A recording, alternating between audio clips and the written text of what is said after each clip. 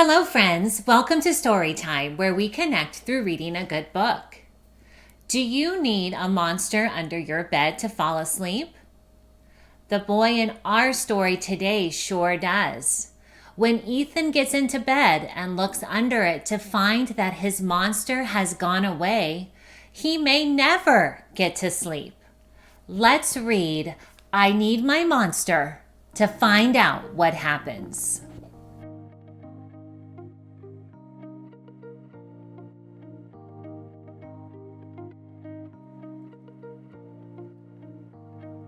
Like and subscribe. Rawr! I Need My Monster, written by Amanda Noll, illustrated by Howard McWilliam. Read with permission from Flashlight Press.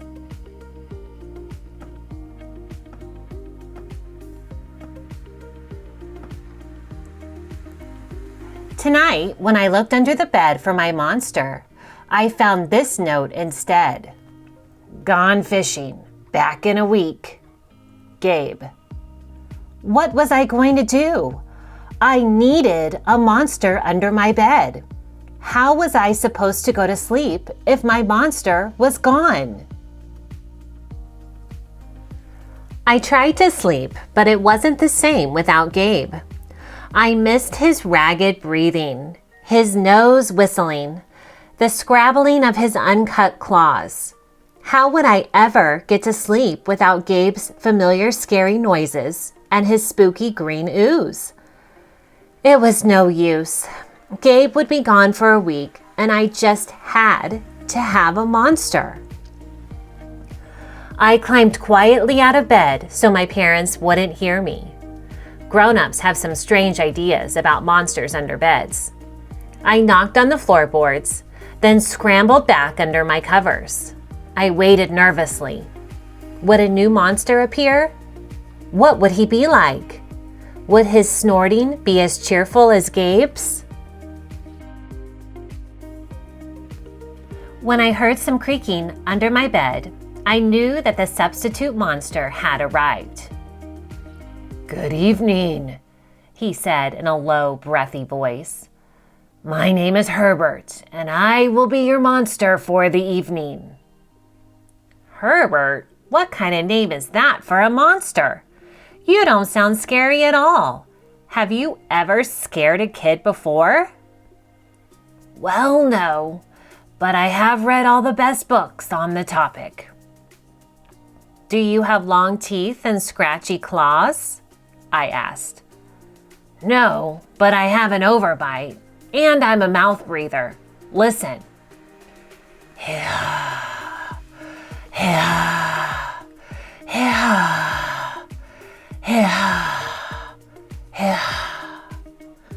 Herbert's panting was kind of scary, but it wasn't enough for me.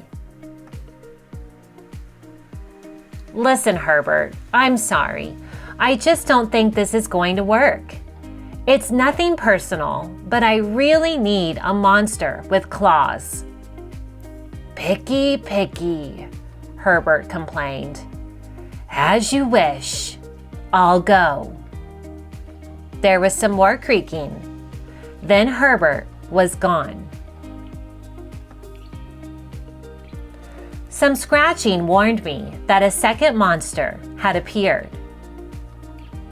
Good evening, he said in a high, silky voice. My name is Ralph. I understand you need a monster with claws. If you would please lean over, I will hold out an arm for inspection. I crouched on the edge of the bed, hoping to see a horrible, shaggy arm with sharp, ragged nails. Instead, I was surprised to see sleeky, brushed fur with smooth, shiny claws. Excuse me, I don't mean to be rude, I asked, but is that nail polish on your claws? Yes, it is, Ralph replied. I believe professional monsters should always be well groomed. I could tell that this was not going to work either. I'm sorry to disappoint you, Ralph, but I need a monster with scary claws. Like Gabe's, I thought. I heard some more scratching, and I knew Ralph was gone. A minute later, a third voice from under the bed rasped, "Check out these claws, kid!" I gathered my courage and peered over the edge. The claws were impressive, jagged and dark and razor sharp. So far, so good. I was a little nervous. "Could you stick out your tail?" I whispered. "Sure, but don't get scared." I peeked through my fingers at the slimy tail slithering over the foot of my bed. That's when I noticed the bow. "Are you a girl monster?" "Of course I am," she snapped. "I'm Cynthia. Do you have a problem with that?" Yeah, I do," I admitted. "I definitely need a boy monster. Boy monsters are for boys, and girl monsters are for girls. Everybody knows that." "Well, aren't you a picky one?" she sniffed, and then she was gone. Was I being too picky? No. I knew that my monster needed to be well-clawed and menacing. The whole point of having a monster, after all, was to keep me in bed, imagining all the scary stuff that could happen if I got out. Then I heard a shuffling noise and some slobbering. A fourth monster was under my bed. "Hey, the name's Mac." One look at his claws proved that Mac was a big, scruffy boy monster. I shivered. Maybe this one would work out. "Those are excellent claws, but do you have a long tail?" I leaned over to see. "No, my tail is stumpy," Max slurped, "but I do have an unusually long tongue." "Why would I be afraid of a long tongue?" I asked. "Oh, I don't know," he said, trying to sound terrifying. "You never know when I might lick you." I fell back on the bed laughing. "Well, if you're not even going to try to work with me," Mac whined. I held in my giggles. "I really don't think you should send me away," he warned. "Kids who reject 5 monsters in one night—" "I did not reject 5 monsters tonight," I interrupted. "My regular monster went fishing." "Fishing, eh? Maybe he just left because you're so picky." "Fine, I'm out of here. But I wouldn't expect another monster tonight if I were you."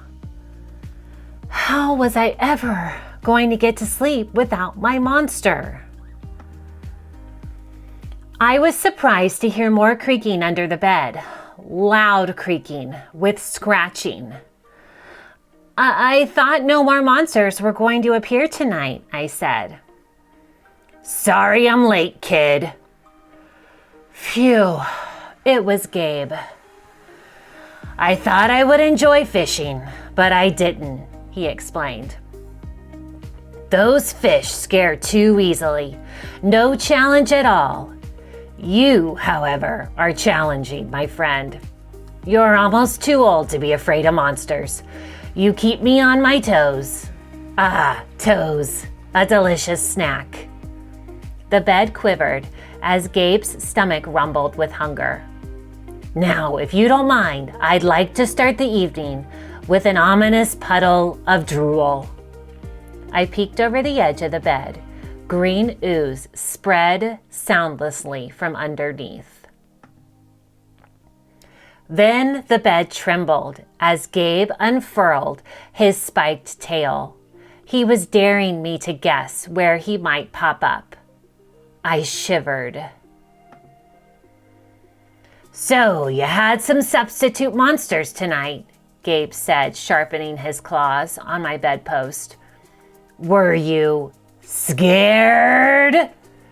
Then Gabe started tapping. I could tell he wanted to know if I still needed him. No other monster can scare me like you, I giggled, diving under my covers and pulling them up tight. Through the blanket, I heard Gabe's soft, comforting snorts. Ha! I knew it! We're made for each other, he growled. When my blanket started to slip off the bed, I knew Gabe was ready to eat. Now, if you could please stick out your foot, he said. I'd like to nibble your pinky. I yanked my blanket back up and scrunched my feet in so Gabe couldn't get them. No toes tonight, but you can have this, I offered, pushing a pillow off the bed. I didn't even hear it hit the floor. Gabe was back. The ooze was perfect. Everything was back to normal. I shivered again. I'd be asleep in no time. The end. Did you like that story? What was Ethan's problem? How was his problem solved? Which of the monsters in the story would you like to have under your bed, and why? Next, watch this read aloud video, Hey, That's My Monster, which is book 2 of this monster series. Then, use the link below to join our Kids Reading Challenge for this year. Remember to keep connecting with those you love through reading. See you next week.